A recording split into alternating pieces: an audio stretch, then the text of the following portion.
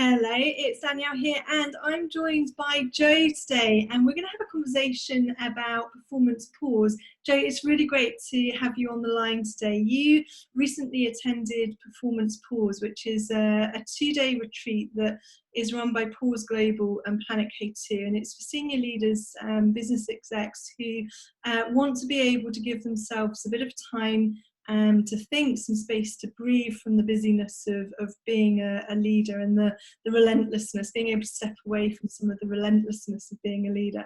So it's great to have you here. Thank you so much for taking the time to have this conversation with me.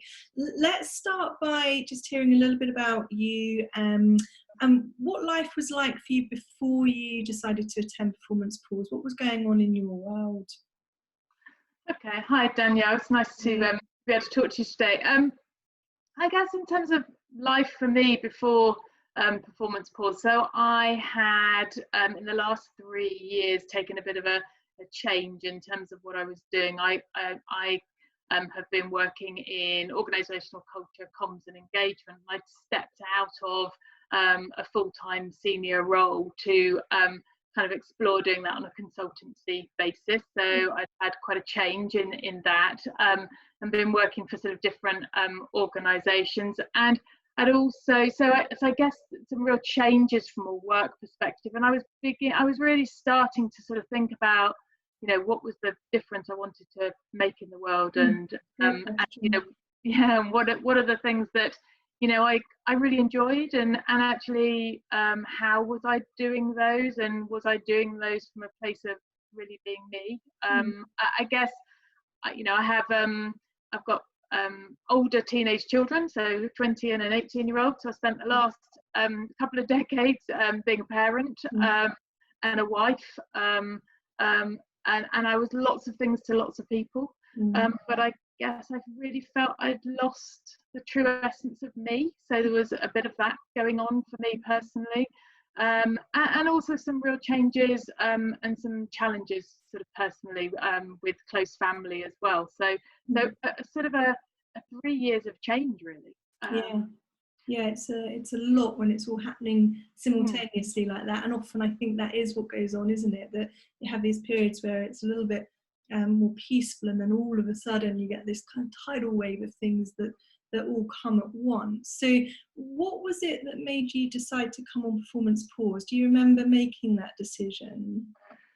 Yes, I do. I guess the decision to come on Performance Pause came on the back of having some coaching. So I'd been having some coaching for sort of 12 months prior to Performance Pause, and that having the decision to have the coaching came from all the reasons that I've sort of just talked about in terms of changes personally and professionally.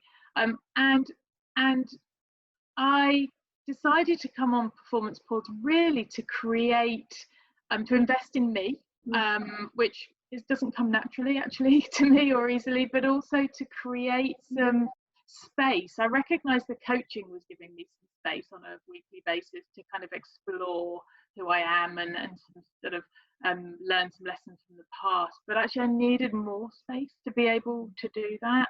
And I just recognised that actually the I guess the opportunity to step out of everyday life and just explore, you know, have that time to totally focus on me and explore, you know, where I wanted to go in the future, and sort of set some intentions for what I wanted to do was really important to me.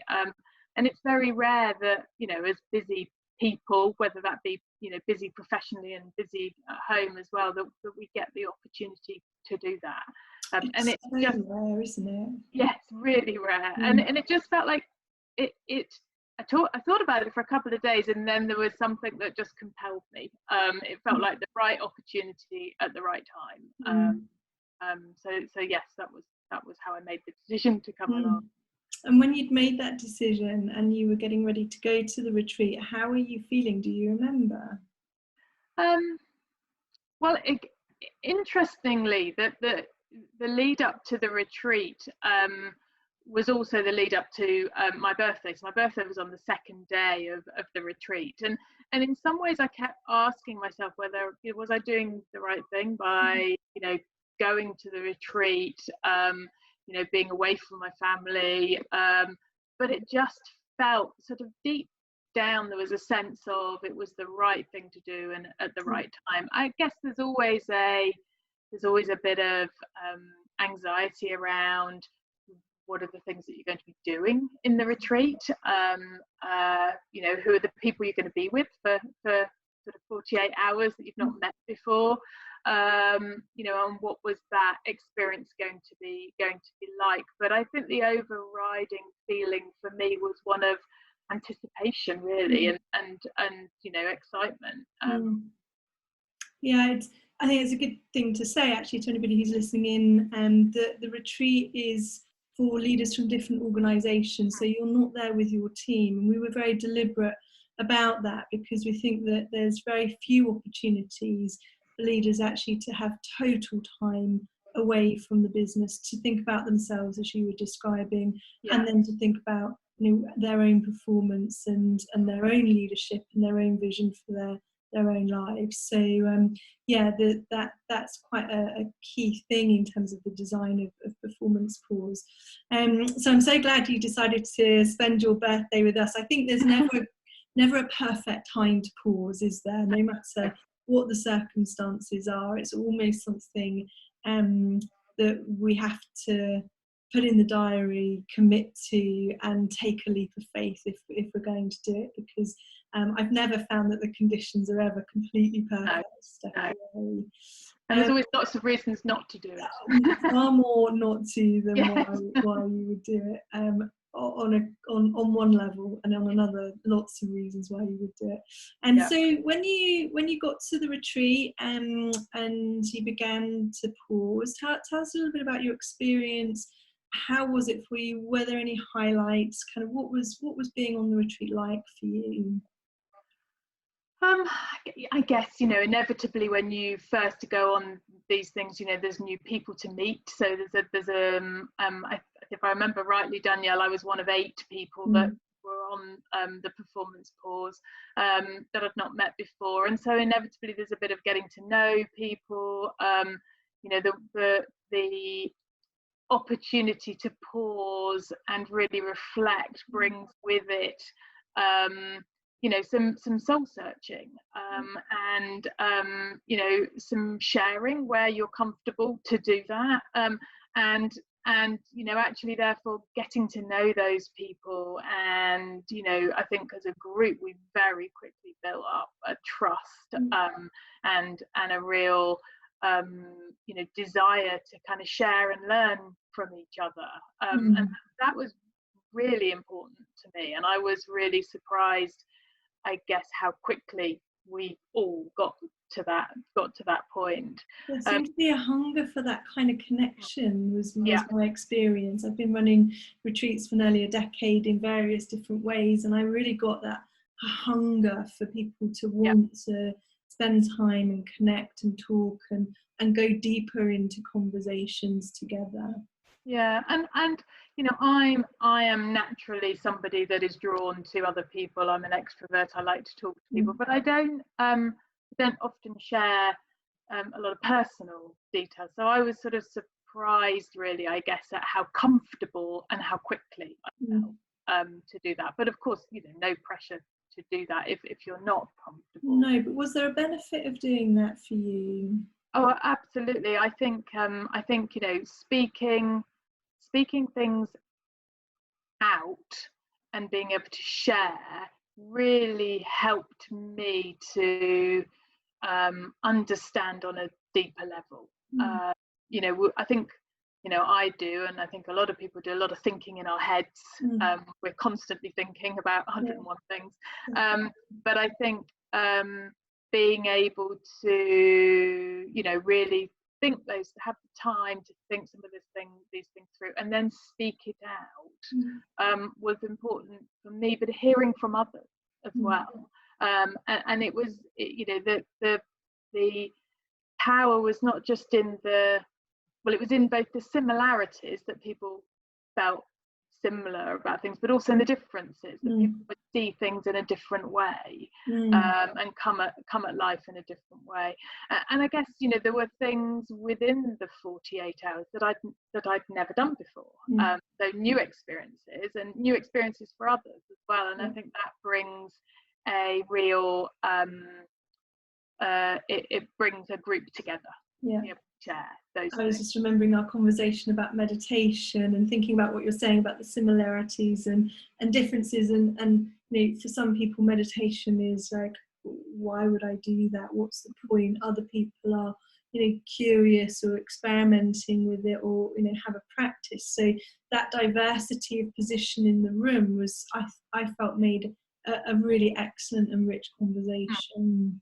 Yes, absolutely. And I remember occasions where, you know, having had a kind of a planned session with the group that you led, you know, and that coming to a close, and there's having some, you know, then sort of free time to go off, and you know, that actually that conversation just continued because people wanted to, which was really powerful. And you know, I think the opportunity to have those, you don't have the opportunity to have that much time and that much space with people to kind of explore those things. And I think what you did so well, Danielle, with your team was kind of create an environment and a space where people felt that they were comfortable to really be themselves. And I'm thinking, you know, in businesses quite often, we are there is always an element of trying to be who we think people want us to be. I think leaders almost have a requirement to do that. That's part of the role of being a leader, isn't it? You have to hold a position as a leader that is leading. It's a requirement. And actually being able to let go of that in a you know, a non-judgmental, safe space, be supported in the ability to do that, was really good. I guess the other thing that's coming to my mind as I'm talking through the True Retreat as well is that we had a really good time. You know, we had fun. It was fun. You know, and I still think of things now, and they kind of bring a smile to my face. So it's not all, you know, kind of deep, you know, kind of you know, hard, you know, reflective work. It's really powerful. It was really powerful for me, but it was fun, and we had a group of people to do it with. That it's light and it's deep at the same time. I like to play with those kind of dualities and the difference that those. I was always taught that laughter is equally transformational as crying. So I like to try and you know, see if we can move into different places and hit different spots for people. Did you have any big takeaways or aha moments, insights that struck you? Well, I think actually, interestingly, you were asking me about my experience and coming to, I mean, one of my aha moments was in the first sort of half an hour. And we had a bit of a conversation, not the only one, but one of them. We had a conversation as sort of part of the introduction, where we were talking about expectations, and actually how our own expectations of situations or scenarios or you know, upcoming events or opportunities can really be quite damaging in terms of then whether that experience lives up to those expectations. And I guess one of my aha moments was kind of just reflecting on that and thinking, gosh, you know, I do put expectations on a lot of the things that I do, whether it be about the meeting I'm having tomorrow, or, you know, the presentation I'm doing to the board and how I'm going to perform in that moment, or whether it be about a family Christmas. You know, I'm putting expectations out there all the time, and those expectations are very high. You know, there's a pressure that comes with that. And I think there's a pressure, and I think what I recognised was that you know, that I do put a lot of pressure on myself to live up to my own expectations, and it's me that's setting those. So I guess that was one of my aha moments. I guess I had already started when I came to performance pause, before I started to play around with some of the sort of rituals and rhythms in my kind of life that would sustain me. And when I talk about that, I mean I have a dog, and I've recognised that actually getting outside and walking every day, and actually preferably in the morning before I work, and is just really, really important to me. And as is my first cup of tea in the morning, as is writing my sort of 3 lines in my journal at night before I go to bed. And I guess I'd started doing some of those things, including playing around a little bit with meditation.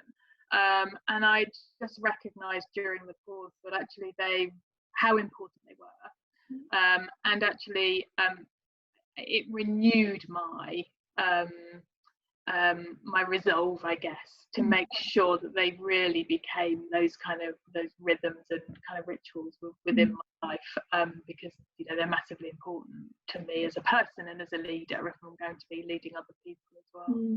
Yeah, that's fantastic. And since you've come away from the retreat and you've had a bit of space and time between performance pause and where you are now, how are you doing? Is there anything that you're aware of that's different, anything that's changed, anything that you're intrigued about as a result of your experience? Yeah, interestingly, we did our performance pause, didn't we, the week before the global pause, you could call it, as in coronavirus. So it was an interesting time, because I guess we went away for a couple of days to pause, and then came into a world that was massively changing. And I think the biggest impact for me was just on how I felt inside of myself. So I guess I came away feeling more grounded, calmer. I think and you refer to it as the snow globe effect of all the thoughts going around in our head. Some of that snow had settled, and I could see it for what it was. And I've been able to, most of the time, maintain that, that sort of grounded calm. And what that's allowed me to do is be much more open in the conversations I'm having with others, whether that be through my kind of leadership conversations with people at work, family, and the impact I've seen, the ripple impact of that on them. So I'm having conversations from a different place, and in a different space, where I'm truly listening, and in a real inquiry space, and a much more of a coaching space, I guess, leadership perspective. And so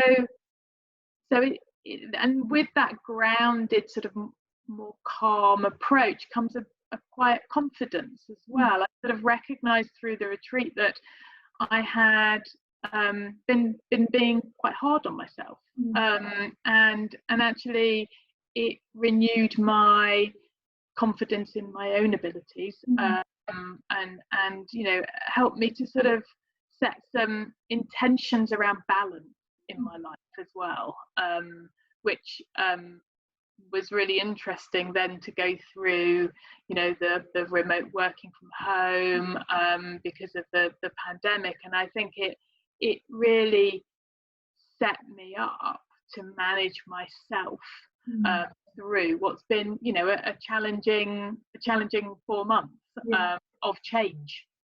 And as leaders, we are constantly having to respond to change, and being in a place where you can really view that change from a place of being calm and looking at it from all angles before you decide how to then respond, it is really positive, not only for me but also for the people that I'm in that change with. Yeah, so it sounds like the power of the pause for you has been able to get really strong, centered, calm, confident, that allows you to have a different perspective when you're having conversations with people, and a different way of being with other people that has then a ripple effect on them as well. Yeah, absolutely. I guess as well on the sort of the other side of that, Danielle, because we did a particular thing one evening where we talked about what it was we wanted to let go of. And I guess I recognized that actually there were some things I was holding on to that I didn't need. You know, one of them was around this setting of expectations and, you know, and pleasing other people, and I guess, you know, voicing those and being able to physically throw those into the fire and let go of those, you know, has allowed me to kind of, I'm not tethered, feel like I'm not tethered anymore, you know, has allowed me to kind of let go and move forward as well. That's fantastic. You said at the beginning of this conversation that you felt that after 20 years of parenting and 3 years of quite a tough time from a personal point of view and a transition from a career point of view, that you felt like you'd lost some of a sense of yourself. Where are you with that at this time? I've definitely regained some of that, and I quite like the person that I am, so that's good. Yeah, definitely regaining some of that, and what that's allowing me to do is to sort of explore what else is out there from a kind of a life experiences. And it's meant I've gone back to some things that I used to do, dressmaking being one of them, some of those sort of creative things, but also be in a space where I kind of think, well, from this place, you know, what else is there to explore out there? So I think it came at the right time, and I think there's probably quite a few people in my place at my kind of age where your family's growing up and things are changing and you're trying to think about what you want to do professionally, and coming at that from a place of really being centered around who you are is much easier than coming at it from a place of not quite sure who I am and what I stand for and who I want to be. So you're describing approaching these changes and transitions with consciousness. Yes, absolutely. Really having a high level of awareness about what has come before and what you're wanting to build or step into in the vision that you want to create, and doing all of that with a high degree of awareness, insight and perspective.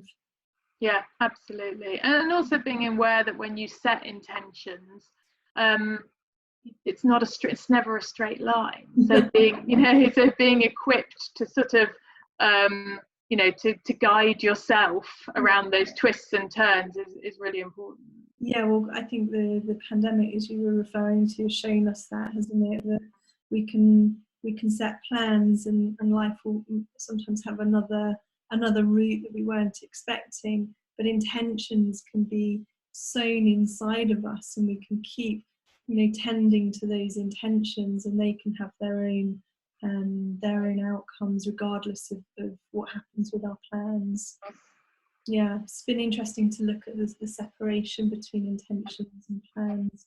So I really appreciate your time, Jo. I was wondering if someone's listening in who's thinking about the retreat and wondering whether they would come. Do you have any sort of final words that you would share with someone who's thinking about performance pause? I guess in short, it would be to go for it, and to join. I think we invest a lot of ourselves in others, and it's really important to to invest in ourselves, and it's an investment in you, in me, and one that brings real I guess real insight, and then it's up to people what they want to do with that insight.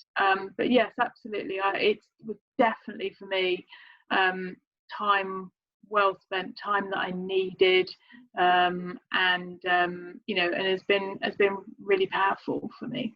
Well, that sounds like a good place for us to finish. Thank you so much for taking the time to talk to me about this. It's really lovely to come back and reconnect and hear, you know, what's been going on since the retreat. So yeah, from me personally, thank you, and yeah, I look forward to pausing with you again soon. Yes, let's hope so. Yeah, thanks, Jo. Thank you.